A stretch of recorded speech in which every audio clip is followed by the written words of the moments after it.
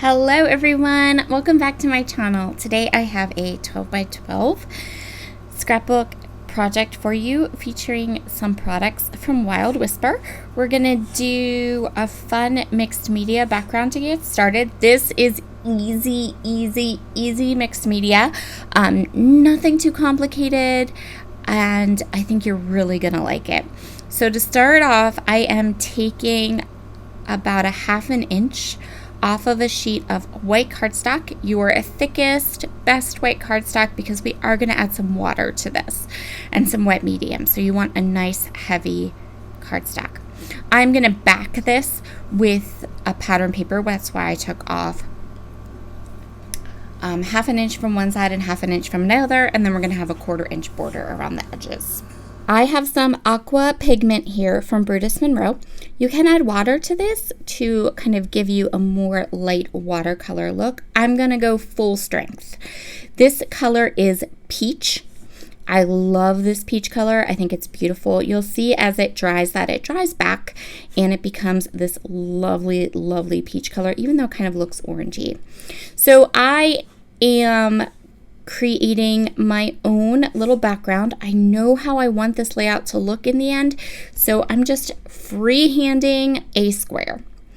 I'm going to go ahead and do kind of 2 rows for each side of my square. The middle part, where it is white right now, will be covered with my photos and some fun embellishments and things, so we don't need that. But what I do want is some splatter.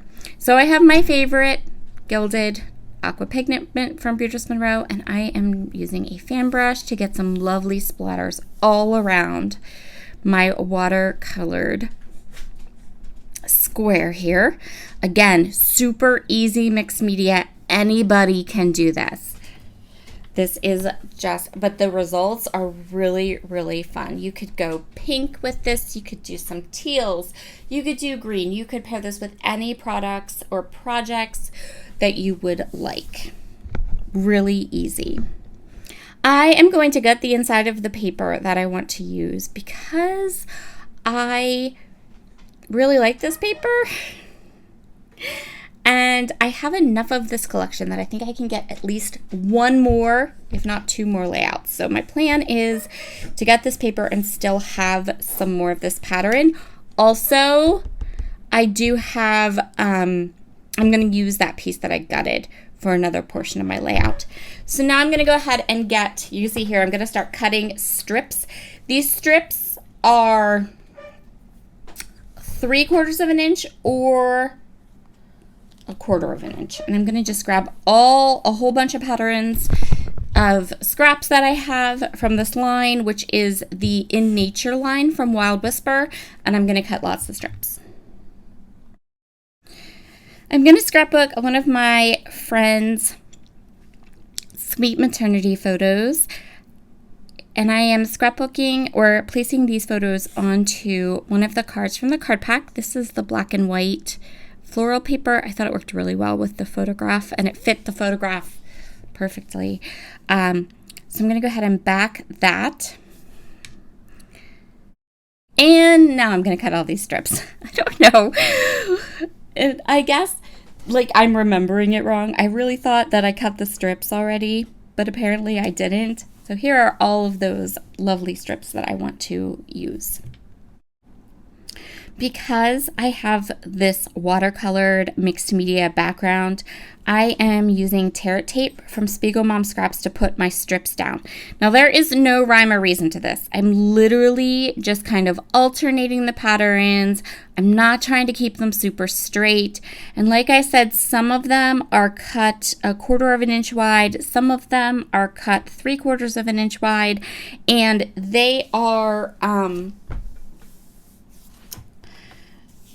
I think they're all cut to the same height, but I'm not worried about that. I'm kind of alternating the heights and moving them around. I want them to look wonky. They don't need to be straight. What I'm basically going to do is I'm going to take all of these patterns and then I'm going to use them as a mat behind my photo. I've done this often. You've probably seen me do it before. It's a great way to use up scraps. It's a great way to add a lot of pattern to your layout without all of the pattern becoming overwhelming. You can see here how I'm going to lay this out. I also went ahead and fussy cut a floral cluster from one of the pattern papers, and I have another little quote that I'm going to use as my title. I'm going to pop my photograph up with these lovely easy strips from Brutus Monroe. I want this large floral piece to kind of overlap the photo. And I also want to make sure that that white that's around the, where I cut the square. Oh, I can't talk. I just lost all my words. Okay, so there's an open white space where I put the square. I want to make sure that's all covered up. I don't want any of that to be shown because I want to give it the illusion like, the watercolor is across that entire square, not just the edges. So I also feel like I want some more color. I want something else. I want some more layers behind that floral cluster. And so I'm going to fussy cut this monarch butterfly. And no, I am not going to make you watch me fussy cut this entire butterfly. We're going to skip this part until we're all done. Dun, dun, dun, dun, the magic of television. So doesn't that look so much better with that butterfly there? Now I want something else. I want another layer. So what I'm going to do is I'm going to keep this super simple. I don't want to fussy cut anything anymore. So I'm just going to grab some of that black and white pattern paper that I used to map my photo with. I'm going to cut a little rectangle of that pattern paper. And I'm just going to go ahead and tuck it under.